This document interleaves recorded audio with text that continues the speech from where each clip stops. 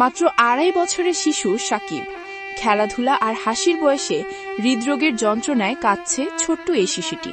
দ্রুত অস্ত্রোপচার প্রয়োজন, কিন্তু অর্থের অভাবে থমকে আছে চিকিৎসা। সাকিবকে বাঁচাতে এখন সমাজের হৃদয়বান মানুষের সহযোগিতা চায় তার পরিবার। ভোলার লালমোহন উপজেলার চরভুতা ইউনিয়নের তারাগঞ্জ এলাকার শিশু মোহাম্মদ সাকিব। জন্মের পর থেকেই নানা শারীরিক জটিলতায় ভুগছে সে।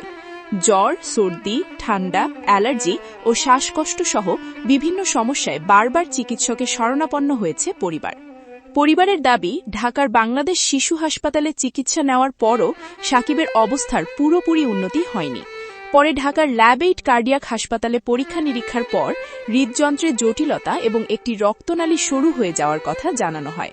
দ্রুত অস্ত্রোপচারের পরামর্শও দেওয়া হয়েছে বলেও জানায় পরিবার। সাকিবের বাবা মোহাম্মদ বাচ্চু পেশায় একজন মাইক্রোবাস চালক। সীমিত আয়ের এই বাবা সন্তানের চিকিৎসা করাতে গিয়ে ইতোমধ্যে ঋণগ্রস্ত। পরিবারের দাবি, প্রথম পর্যায়ের অস্ত্রোপচারের জন্য প্রয়োজন প্রায় 6 লাখ টাকা।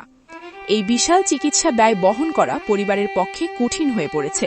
তাই সাকিবের চিকিৎসায় সরকারি, বেসরকারি প্রতিষ্ঠান, মানবিক সংগঠন এবং সমাজের সামর্থ্যবান মানুষের সহযোগিতা চেয়েছে পরিবার।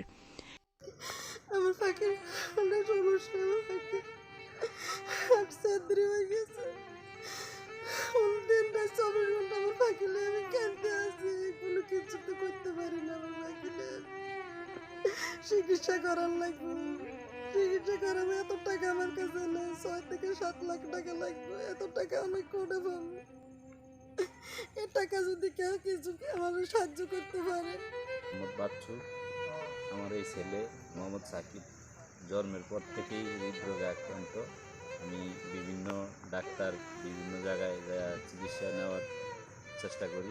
ডাক্তারে বললো যে ওর হাড়ে বড় আকারে এক সাইড ড্যামেজ হয়ে গেছে, ঘাও হয়ে গেছে। গাছ থেকে ওকে এখন এই রোগগুলো করে।